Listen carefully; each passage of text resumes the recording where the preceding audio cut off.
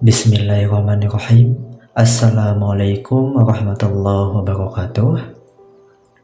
Innal hamdalillah bi ni'matillah sholatan wassalaman ala rasulillah amma ba'd. Puji syukur kita panjatkan kehadirat Allah Subhanahu wa taala yang telah memberikan rahmat serta karunia-Nya kepada kita semua, sehingga sampai saat ini kita masih diberikan kehidupan yang insya Allah selalu diberkahi darinya.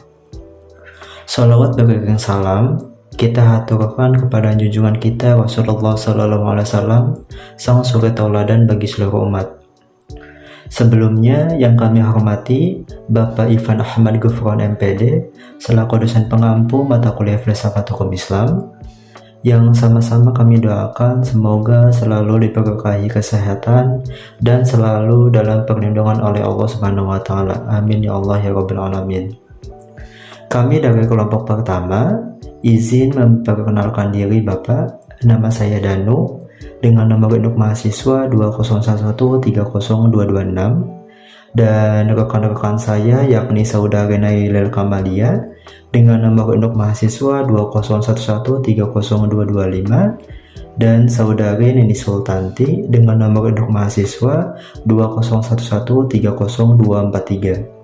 Baik, kami dari kelompok pertama akan memaparkan materi mengenai sumber dan metode hukum Islam. Dalam pembahasan materi kali ini, kami dari kelompok pertama akan membahas mengenai sumber dan metode hukum Islam.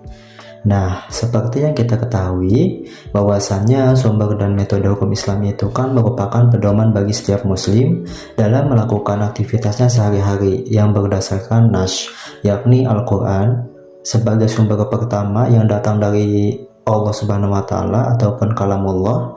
Yang kedua adalah al-hadis yang datang dari sunnah-sunnah Rasulullah SAW. Nah, di samping sumber hukum Islam itu sendiri berdampingan dengan metode hukum Islam. Nah, metode-metode hukum Islam ini diantaranya terdapat juga ijma. Nah, ijma ini yang berarti kesepakatan. Kemudian yang kedua itu ada qiyas yang berarti membandingkan sesuatu dengan yang lainnya. Yang ketiga itu ada istihsan yang berarti memandang dan meyakini baiknya akan sesuatu. Kemudian juga ada istishab. Nah, istishab ini membandingkan sesuatu dan mendekatannya. Dan yang kelima ada maslahah mursalah yang berarti itu penetapan hukum atas dasar kemaslahatan. Dan yang keenam ada urf. Nah, urf ini yang berarti sesuatu yang dipandang baik dalam masyarakat. Assalamualaikum warahmatullahi wabarakatuh. Perkenalkan, nama saya Nailil Kamalia dengan nomor induk mahasiswa 2011130225. Di sini saya ingin sedikit menjelaskan tentang definisi dan fungsi Al-Quran. Al-Quran adalah kalam Allah Subhanahu wa taala yang diturunkan kepada Nabi Muhammad SAW dalam bahasa Arab yang berisi kitab Allah yang berfungsi sebagai pedoman bagi umat Islam. Beberapa konsekuensi kedudukan Al-Quran. Yang pertama, Al-Quran merupakan kalam Allah yang diturunkan kepada Rasulullah melalui malaikat Jibril. Yang kedua, Al-Quran diturunkan dalam bahasa Arab. Yang ketiga, lafal dan makna Al-Quran murni dari Allah. Dan selanjutnya, kandungan Al-Quran. Berdasarkan periodisasi turunnya dikelompokkan dalam dua fase. Yang pertama fase Mekah dan yang kedua fase Madinah. Berdasarkan kandungannya, ulama fikih dan usul fiqh membagi ayat Al-Quran dalam dua jenis. Yang pertama ayat hukum dan yang kedua ayat non-hukum. Selanjutnya ayat-ayat hukum dalam Al-Quran dapat dibagi dalam dua kategori. Yang pertama hukum yang mengatur hubungan antara Allah dengan manusia, seperti masalah ibadah, sholat, puasa, dan sebagainya. Hukum yang mengatur hubungan antara sesama manusia, seperti aturan tentang jihad, hukum keluarga, hukum perdagangan, dan hukum kriminal. Dan selanjutnya penjelasan dan petunjuk Al-Quran. Ditinjau dari segi bagaimana penjelasan ayat-ayat Al-Quran, para ulama mengkategorisasikan dalam dua bentuk. Yang pertama ayat ijma, ayat Al-Quran yang mengatur kandungannya masih memerlukan penjelasan lebih lanjut dalam pelaksanaannya. Yang kedua, ayat tafsili. Ayat yang kandungannya sudah jelas dan sempurna, dalam arti dapat langsung diamalkan. Selanjutnya, pengertian dan kedudukan hadis. Hadis merupakan peraturan sahabat tentang Rasulullah baik mengenai perkataan, perbuatan maupun takrir. Dan hadis seringkali diidentikan dengan sunnah. Sunnah dalam arti secara khusus diyakini berasal dari perbuatan dan kebiasaan Rasulullah yang berkaitan dengan ajaran Islam. Istilah lain yang sering muncul dalam pembahasan hadis yakni khobar dan atsar. Khobar adalah berita yang bersumber dari para sahabat, dan atsar bersumber dari para tabi'in. Selanjutnya, hadis memiliki batasan yang perihal sumber, materi, dan substansi. Demikian, Assalamualaikum warahmatullahi wabarakatuh. Bismillahirrahmanirrahim. Assalamualaikum warahmatullahi wabarakatuh. Perkenalkan, nama saya Neni Sultanti, nomor induk mahasiswa 2011-30243. Saya di sini pemateri kedua yang akan menjelaskan kesohihan hadis. Para ulama hadis membagi jenis hadis berdasarkan kuantitas dan kualitas rawinya. Berdasarkan kuantitas rawi, A. Hadis mutawatir, B. Hadis ahad. Berdasarkan kuantitasnya, A. Hadis sahih, B. Hadis hasan, C. Hadis dhaif.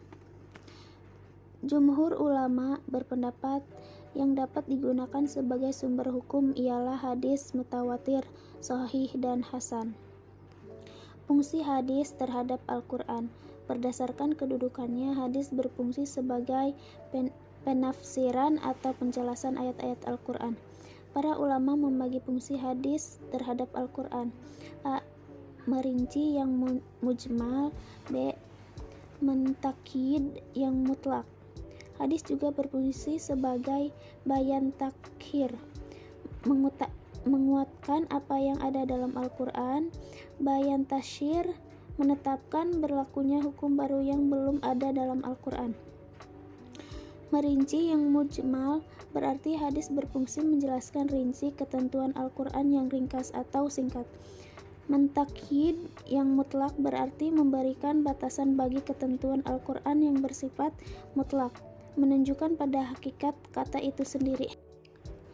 Ada 6 metode hukum Islam. Metode yang dimaksud adalah cara, teori, atau kerangka konseptual yang dipergunakan para ulama dalam menetapkan hukum suatu persoalan. 1. Ijma, yaitu kesepakatan atau ketetapan hati untuk melakukan sesuatu. 2. Qiyas, yaitu membandingkan sesuatu dengan sesuatu yang lain. 3. Istisna, yaitu memandang dan meyakini baiknya sesuatu. 4. Istishab, yaitu membandingkan sesuatu dan mendekatkannya. 5. Maslahah mursalah, yaitu penetapan hukum atas dasar maslahah. Uruf, adat, kebiasaan masyarakat atau sesuatu yang dibandingkan baik yang diterima akal sehat. Ijma dan qiyas. Ijma merupakan kesepakatan seluruh mujtahid pada suatu masa terhadap suatu hukum syara setelah wafatnya Rasulullah.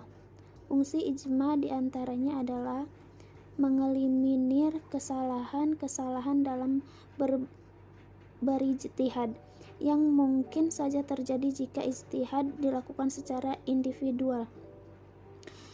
Menyatakan pendapatan-pendapatan yang berbeda melalui kesepakatan. Menjamin penafsiran yang tetap atas Al-Quran dan kontetikan hadis. Qiyas adalah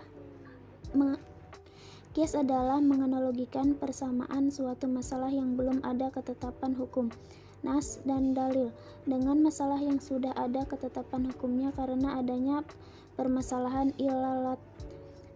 Tingkatan qiyas berdasarkan huruf masalah yang sedang dicari ketetapan hukumnya. A. Qiyas aulawi, B. Qiyas musawi, C. Qiyas adna. Mungkin itu saja penjelasan dari saya. Mohon maaf jika ada kesalahan. Assalamualaikum warahmatullahi wabarakatuh. Baik, saya akan melanjutkan pembahasan selanjutnya yakni tentang istihsan dan istishab. Nah, istihsan itu adalah mengalihkan hukum sesuatu kepada hukum yang baru. Nah, karena adanya alasan yang lebih kuat ataupun yang lebih sesuai dengan kemaslahatan umat manusia. Contohnya adalah mengenai penerapan hukum dengan metode istihsan ini, yakni pengalihan hukum berdasarkan ketetapan nas hadis. Contohnya misalkan dalam kasus seseorang yang sedang berpuasa, makan dan minum itu karena lupa. Menurut kias, orang tersebut batal puasanya dan harus berbuka. Sedangkan berdasarkan istihsan sendiri, orang tersebut boleh melanjutkan puasanya. Kemudian selanjutnya ada istishab. Nah, istishab di sini adalah memberlakukan hukum asal yang ditetapkan berdasarkan nas sampai ada dalil lain yang menunjukkan bahwasannya perubahan hukum tersebut. Nah, di sini ulama membagi metode istishab ini ke dalam 5 kategori. Pertama, istishab hukum al-ibadah al-asliyah. Kemudian yang kedua, istishab al-wasfu sabit lil hukmi hatta yusbitu khilafah. Yang ketiga itu istishab terhadap dalil yang bersifat umum. Yang keempat itu ada istishab terhadap hukum akal sampai datangnya hukum syara.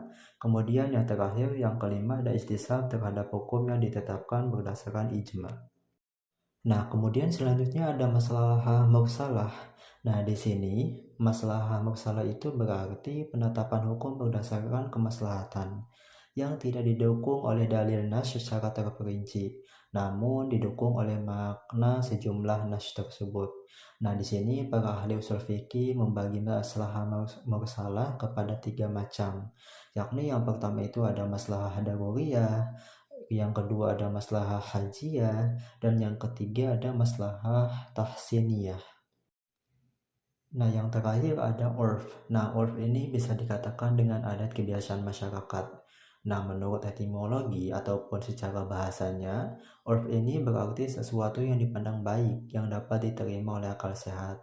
Nah, begitupun dengan para ulama usul fikih mengemukakan bahwasannya urf ini adalah kebiasaan masyarakat baik dalam perkataan maupun perbuatan.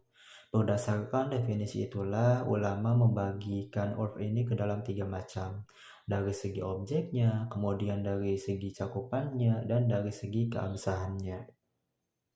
Baik, itulah pembahasan materi yang kelompok kami bisa sampaikan.